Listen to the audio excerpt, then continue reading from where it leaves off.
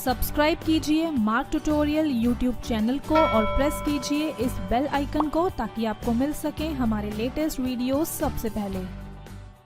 Hello everyone, आज इस tutorial में पॉइंट सिस्टम के बारे में जानेंगे कि आप मार्क सॉफ्टवेयर में पॉइंट सिस्टम कैसे मैनेज कर सकते हैं। तो आइए पहले समझते हैं कि पॉइंट सिस्टम क्या है। अब नॉर्मली जब आप मॉल में शॉपिंग के लिए जाते हैं या किसी बड़े डिस्ट्रीब्यूटर से परचेज करते हैं तो वो आपको डिस्काउंट देते हैं कि अगर आप 2000 रुपये की शॉपिंग करते हैं तो आपको 5% का डिस्काउंट मिलेगा, या 3000 की शॉपिंग करते हैं तो 8% का डिस्काउंट मिलेगा। और ये डिस्काउंट कूपन्स में या पॉइंट्स में भी हो सकता है।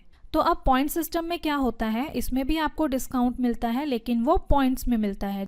जैसे कि अगर आप 1000 रुपये की शॉपिंग करते हैं तो आपको 5 पॉइंट्स मिलेंगे, या 3000 की शॉपिंग करते हैं तो 10 पॉइंट्स मिलेंगे। और इन पॉइंट्स को कस्टमर अपनी नेक्स्ट शॉपिंग में या नेक्स्ट परचेजेस में रिडीम कर सकते हैं। और इससे क्या बेनिफिट होगा? इससे ये बेनिफिट होगा कि अगर कस्टमर के पास पॉइंट्स हैं तो वो फिर से आपके पास शॉपिंग के लिए आएंगे और इस तरीके से आप अपने फर्दर बिजनेस को इंक्रीज कर सकते हैं। तो आइए अब देखते हैं मार्क सॉफ्टवेयर में इसका प्रोसेस क्या है। इसके लिए सबसे पहले आप मास्टर से रेट एंड डिस्काउंट मास्टर से पॉइंट सिस्टम पर आएंगे। अब जैसे यहाँ पर है points calculation on value item quantity wise. इसका मतलब है कि आप पॉइंट्स कैसे कैलकुलेट करना चाहते हैं, वैल्यू पर या आइटम पर। वैल्यू का मतलब है कि 2000 या 3000 रुपीज पर आपको इतने पर्टिकुलर पॉइंट्स मिलेंगे, और पॉइंट्स जो हैं वो मैक्सिमम वैल्यू पर ही कैलकुलेट होते हैं। तो अगर आप यहाँ पर वैल्यू पर कैलकुलेट करना चाहते हैं तो उसके लिए आप यहाँ पर वाई सेट करेंगे। और अगर आप आइटम वाइज या क्वांटिटी वाइज करते हैं कि 5 क्वांटिटी पर इतने पॉइंट्स मिलेंगे तो उसके लिए आप यहाँ पर आई सेट कर लेंगे। इसके बाद नेक्स्ट है points calculate on cash and card ledger sales. अब जैसे कि जो रिटेलर हैं उनकी सेल कैश या क्रेडिट कार्ड दोनों से होती है, तो अगर उन पर भी पॉइंट्स कैलकुलेट करना चाहते हैं तो येस करेंगे, अदरवाइज नो रहने देंगे। Next is points calculate on special scheme items. मतलब कि स्पेशल स्कीम आइटम्स पर पॉइंट्स कैलकुलेट करना चाहते हैं या नहीं। फिर है कि रिटेल बिलिंग में पॉइंट्स किस बेसिस पर कैलकुलेट करें, मोबाइल नंबर के बेस पर, लेजर के बेस पर या दोनों के बेस पर। अब जैसे कि बिलिंग 2 तरीके से होती है। एक तो होलसेलर होते हैं जिनके फिक्स कस्टमर होते हैं, तो वो उनके लेजर मेंटेन करते हैं और लेजर के बेस पर बिलिंग करते हैं। और दूसरी रिटेल बिलिंग होती है। अब जैसे कि सुपरमार्केट में दिन में 50 या 100 कस्टमर्स आते हैं और ज़रूरी नहीं है कि सारे कस्टमर्स फिक्स हों, तो उस केस में लेजर मेंटेन ना करके मोबाइल नंबर के बेस पर बिलिंग करते हैं। तो यहाँ हम ए सेट करते हैं कि चाहे लेजर हो या मोबाइल नंबर हो तो पॉइंट्स कैलकुलेट हो जाए। Next option is if points item quantity wise points round of. ये वाला जो ऑप्शन है ये फर्स्ट वाले ऑप्शन के साथ काम करेगा कि अगर यहाँ पॉइंट्स को आइटम पर कैलकुलेट कर रहे हैं तो क्या पॉइंट्स राउंड ऑफ हो जाएं। तो अगर आप चाहते हैं कि पॉइंट्स राउंड ऑफ हो जाएं तो आप यहाँ पर येस करेंगे, अदरवाइज नो रहने देंगे। Next is item default points quantity if apply on all items. तो यहाँ पर आप जो है डिफॉल्ट पॉइंट्स और क्वांटिटी सेट कर सकते हैं, जैसे कि 5 क्वांटिटी पर 1 पॉइंट। मतलब कि हमने यहाँ पर एक डिफॉल्ट क्वांटिटी और पॉइंट सेट कर दिया है कि 5 क्वांटिटी पर 1 पॉइंट मिलेगा। तो जो भी डिफॉल्ट पॉइंट और क्वांटिटी आप यहाँ पर सेट करेंगे वो सारी आइटम्स पर अप्लाई हो जाएगा। और अगर कुछ आइटम्स में आप चेंज करना चाहते हैं तो आप चेंज कर सकते हैं। और ये ऑप्शन भी तब काम करेगा जब यहाँ पॉइंट्स को आइटम पर कैलकुलेट करेंगे। फिर यहाँ पर नेक्स्ट है कि पॉइंट्स कैसे सेट करने हैं, सभी आइटम्स पर या सेलेक्टेड आइटम्स पर। अगर आप यहाँ पर 1 करते हैं तो ये पॉइंट्स को सभी आइटम्स पर ऑटोमेटिक कैलकुलेट करेगा। और अगर यहाँ पर आप 2 करते हैं तो ये आपसे पूछेगा कि आपको कौन कौन सी आइटम्स पर पॉइंट्स को सेट करना है।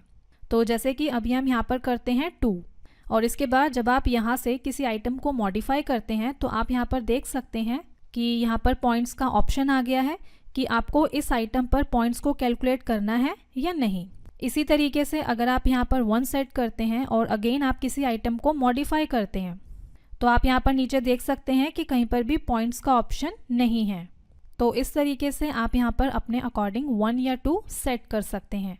इसके बाद यहाँ पर आप पॉइंट स्लैब सेट कर सकते हैं कि अगर बिल वैल्यू 1000 से 2000 के बीच में है तो 5 पॉइंट्स मिलेंगे, 2000 से 3000 के बीच में है तो 10 पॉइंट्स मिलेंगे। तो इस तरह से यहाँ पर आप स्लैब सेट कर सकते हैं। और साथ ही इस बात का भी ध्यान देंगे कि ये स्लैब फिक्स होते हैं। और एक चीज़ आप यहाँ पर ध्यान देंगे कि हमने यहाँ पर 3000 के बाद कोई स्लैब सेट नहीं किया है। तो इस केस में क्या होगा कि अगर बिल वैल्यू 3000 होती है तो भी 15 पॉइंट्स मिलेंगे, और अगर 3000 से अबव होती है तो भी 15 पॉइंट्स मिलेंगे। तो इसके लिए आप यहाँ पर क्या कर सकते हैं, आप यहाँ पर फ्रिक्शन बेस पर भी पॉइंट्स को सेट कर सकते हैं कि अगर यहाँ 1000 वैल्यू पर 5 पॉइंट सेट किए हैं तो 2000 पे 10 ऑटोमेटिक हो जाए। मतलब कि अगर वैल्यू इंक्रीज होगी तो उसके अकॉर्डिंग पॉइंट्स भी ऑटोमेटिक इंक्रीज हो जाएंगे। तो आपको यहाँ पर स्लैब सेट करने की नीड नहीं है, पहले आप इन्हें 0 कर देंगे और यहाँ पर आप सिर्फ फ्रिक्शन एंटर कर देंगे, जैसे कि 1000 वैल्यू पर 5 पॉइंट्स कैलकुलेट हो जाएं। नेक्स्ट है पर point cash value for discount. मतलब कि अगर आप पॉइंट्स के बेस पर भी डिस्काउंट देना चाहते हैं तो आप यहाँ पर मेंशन कर सकते हैं कि नेक्स्ट टाइम जब पॉइंट्स डिडक्ट होंगे तो एक पॉइंट की वैल्यू कितनी होगी। फॉर एग्जाम्पल अगर एक पॉइंट की वैल्यू 5 है और अगर कस्टमर के 50 पॉइंट्स बनते हैं तो उसे 250 रुपीज़ का डिस्काउंट मिलेगा। तो हम यहाँ पर सेट करते हैं कि एक पॉइंट की वैल्यू 5 है। और इसके बाद अब जैसे कि सेल बिल जनरेट करते हैं, पार्टी सेलेक्ट करते हैं, देन आइटम सेलेक्ट करते हैं, क्वांटिटी हमने यहाँ पर एंटर कर दी है 1, और सपोज यहाँ पर रेट सेट करते हैं 1000। तो अब आप यहाँ पर देख सकते हैं नीचे कि यहाँ पर आपको बिल पॉइंट 5 शो कर रहा है, क्योंकि हमने सेट किया था कि 1000 वैल्यू पर 5 पॉइंट्स कैलकुलेट करें, तो इसलिए यहाँ पर बिल पॉइंट हमें 5 शो हो रहे हैं। इसी तरह सपोज अगर यहाँ पर वैल्यू 2000 की होती है तो आप देख सकते हैं कि अब यहाँ पर ऑटोमेटिक बिल पॉइंट 10 हो गया है।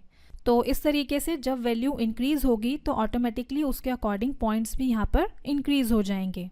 और अब हम यहाँ पर टैब की प्रेस करते हैं और बिल को सेव करते हैं। इसी के साथ अगर आप बिल पॉइंट्स को बिल पर भी प्रिंट करना चाहते हैं, जैसे कि हमें यहाँ पर पॉइंट्स को सब टोटल के नीचे प्रिंट करना है, तो इसके लिए हम यहाँ पर एक छोटी सी कमांड लगाएंगे।